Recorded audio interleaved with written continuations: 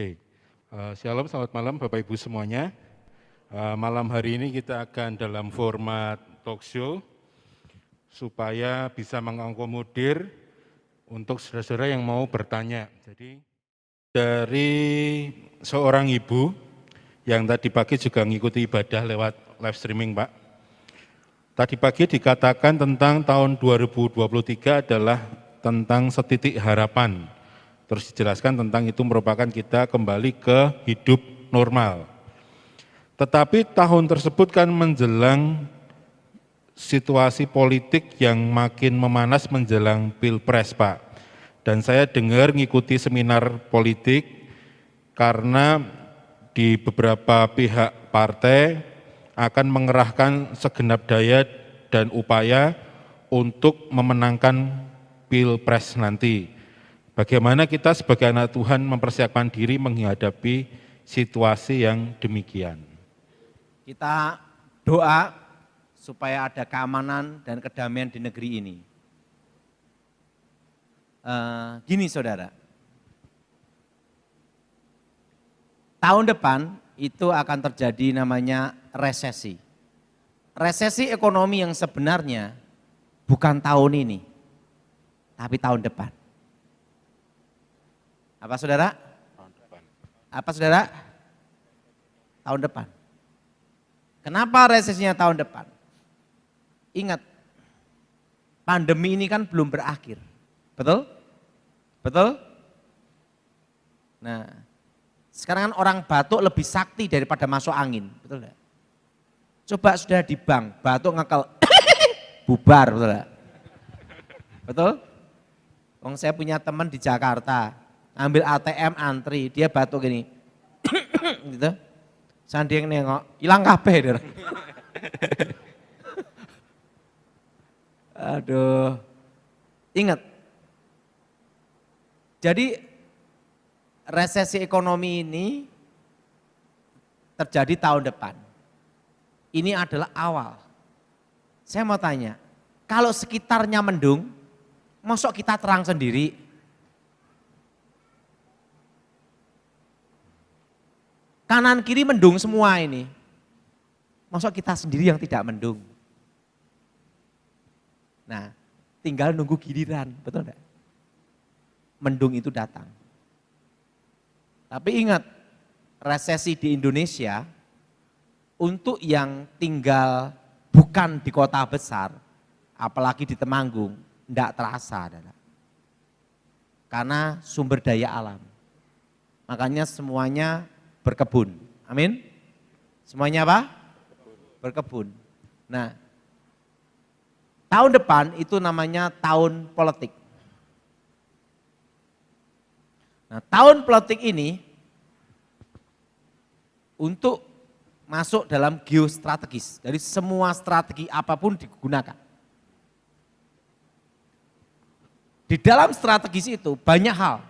Ada cara setan, cara Tuhan, cara setengah setan, setengah Tuhan. Wis pokoknya aneh-aneh lah. Semua berpikir digunakan semua. Kan gitu dah. Bila perlu setan sama malaikat suruh kongsian gitu. Oh namanya. Tapi ingat, Tuhan, setan tidak bisa bersatu. Malaikat dan setan tidak bisa bersatu. Terang dan gelap tidak bisa bersatu. Yang jelas tahun depan ini, untuk Pilpres, itu perlu dana besar. Kalau perlu dana besar, perlu yang namanya itu mencetak uang juga. Karena perlu dana besar. Betul? Betul? Perlu mencetak uang juga. Nah, ini analisa pribadi saya. Ini analisa pribadi.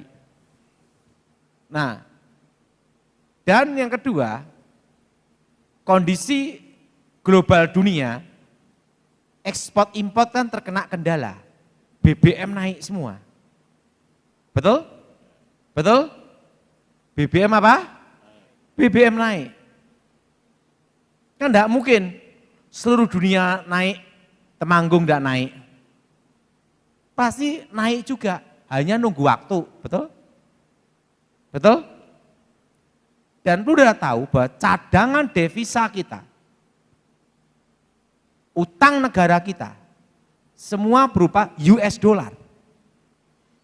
Patokannya itu US dollar. Kan tidak tertulis utang Indonesia sesuai emasnya sekian. Enggak. Miliar dolar. Betul? Cadangan devisa dolar. Dihitung dolar. Otomatis apapun yang terjadi pergerakan dolar tetap ikut. Kalau Amerika aja inflasi 9%, Indonesia bisa enggak di bawah Amerika? Pikir sendiri. Ingat, utang negara kita itu dihitung secara apa? Dolar. Cadangan devisa dihitung secara apa? Dolar. Betul? Kalau Amerika inflasi 9%, Indonesia bisa enggak di bawah itu? Jawabannya satu, hanya Tuhan yang tahu.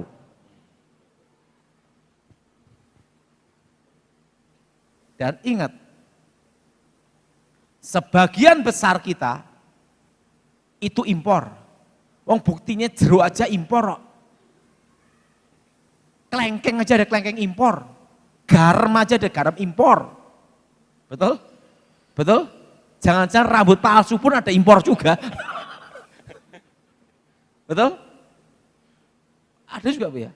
Loh, rambut palsu aja ada impor juga. Bayangin. Sebagian besar kita itu impor. Dan semua rata-rata dinilai dari apa? US dollar. Jadi saya beritahu pada saudara, kondisi saat ini, tahun ini, resesi ini belum terasa. Tahun depan baru terasa. Karena tahun ini baru permulaan. Belum resesinya. Baru apa saudara? Nah, permulaan. Nah, tahun 2023 itulah resesinya. Sampai tahun 2025. Kenapa sampai tahun 2025? Ingat, masa transisi presiden 2024. Ganti presiden. Ingat, ganti presiden, ganti kebijaksanaan, ganti keputusan. Hak prerogatif, betul? Ganti menteri atau tidak, enggak tahu. Itu tergantung presiden berikutnya. Betul? Betul? Jadi masa transisi ini perlu waktu. Makanya saya beritahu, resesi ekonomi, ini analisa pribadi saya ya, adalah tahun depan sampai tahun 2025. Inflasi terus itu akan sampai dari 2022 sampai 2027, itu inflasi terus. Sekarang gini saudara, kalau Menteri Keuangan aja udah ngomong, pangan nanti kira-kira 20% ya, betul? Itu teori loh, teori itu 20%, praktek kita enggak tahu. Dan saya mau tanya saudara, hal yang paling sepele itu kan Lombok, Lomboknya naik segitu 100.000 ya.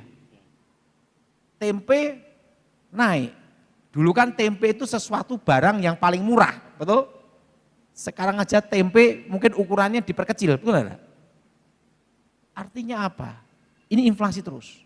Karena sebagian besar dari kita semua ini barang-barang itu impor. Makanya saran saya supaya negara kita ini apa? Ketahanan pangan. Padahal alam kita ini mendukung. Kenapa tidak dikaryakan? Betul? Temanggung kopi, betul? Tembakau, betul? Nah, coba selain kopi ditanam apalah? Pasti menghasilkan. Karena Indonesia ini 2 musim, kemarau dan hujan. Bisa ngatur airnya, bisa panen setiap kali, betul? Jadi saya beritahu pada saudara, tahun depan itu kita akan masuk resesi ekonomi. Tetapi ingat, itu hanya berlaku di kota-kota besar. Di desa-desa Perlu tadi pagi saya bahas, ingat Pulau Jawa, Pulau Sulawesi, Pulau Kalimantan, sama apa lagi saudara? Sumatera. Di daerah-daerah itu tidak terlalu pengaruh resesinya. Kenapa? Sumber daya alam. Karena tidak terlalu banyak keinginan. Orang itu bisa rasa ekonomi susah karena terlalu banyak keinginan. Inginnya makan daging impor, wagyu. Padahal di Indonesia sapi ada. Tapi mau makan bingung Pak, ada kuku mulut. Aduh, PMK. Jadi saya beritahu. Ya kalau kita ini belajar untuk apa? Mengendalikan keinginan. Jadi yang di Temanggung nanti terasa enggak resesi ekonomi tahun depan? Enggak. Ya hidupnya Pak, ya jalanin aja, ya gitu-gitu aja. Kenapa? Saudara tetap minum kopi, yang suka kopi. Tetap makan nasi. Kenapa? Karena sumber daya alam. Tapi ingat, 98 itu karena politik. Selesai, bangkit. Tapi resesi tahun depan, ingat saudara, memang keadaan dunia. Nah itu sampai 2025. Ya, mohon doa dan sarannya. Kami sejak 20 tahun lalu sudah memakai uang bank untuk bisnis. Karena kondisi pandemi kami belum bisa lunaskan. Apa yang harus saya lakukan? Ya jangan nambah hutang lagi. Pertama jangan nambah hutang lagi. Kedua, posisi bertahan. Posisi apa saudara? Bertahan. Bertahan. Nah, ingat saudara, tahun ini suku bunga misalnya naik pun sedikit. 0,5% atau 1% BI rate misalnya tahun ini. Tapi tahun depan naiknya tidak bisa diprediksi lagi. Karena masuk resesi ekonomi. Nah, ada analisa saya, ini analisa saya. Kalau analisa saya berarti bukan Tuhan yang bicara.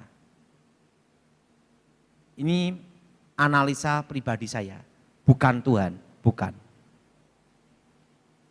Feeling saya suku bunga dinaikkan September. Bulan berapa September? Bulan berapa? 9. Bulan 9. Saya punya feeling bulan 9. Naik tetapi BI rate hanya 0,5%. Untuk supaya mengendalikan laju inflasi. Nah, suku bunga The Fed ini kan naik terus. Amerika terlalu semangat untuk menaikkan suku bunganya. Nah, tahun depan suku bunga Indonesia naik. Minimal naiknya itu hampir sama dengan setiap kali kenaikan suku bunga The Fed.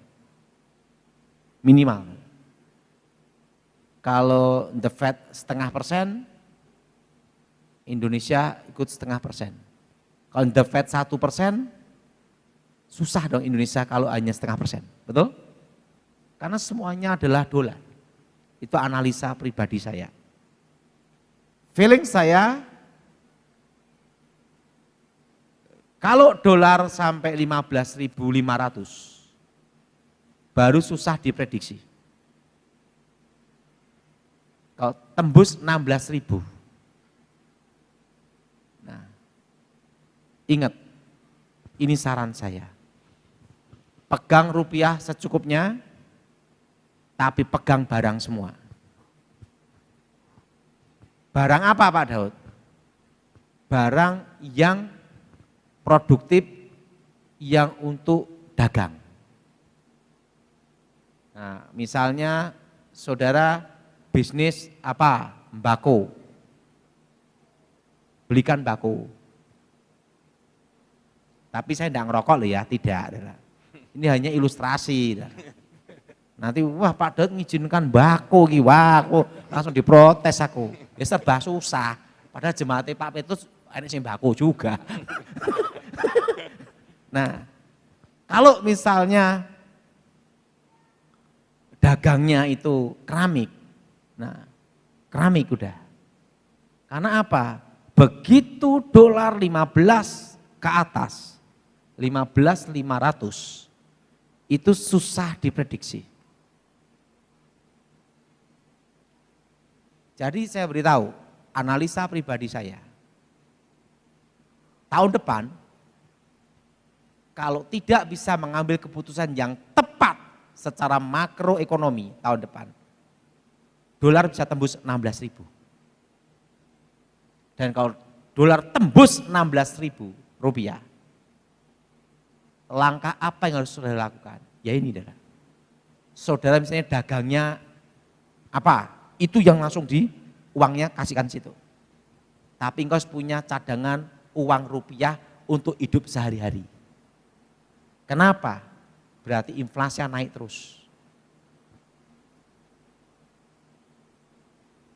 Pelajaran saya, waktu saya terima pelajaran dari kawan saya di pengamanan khusus presiden.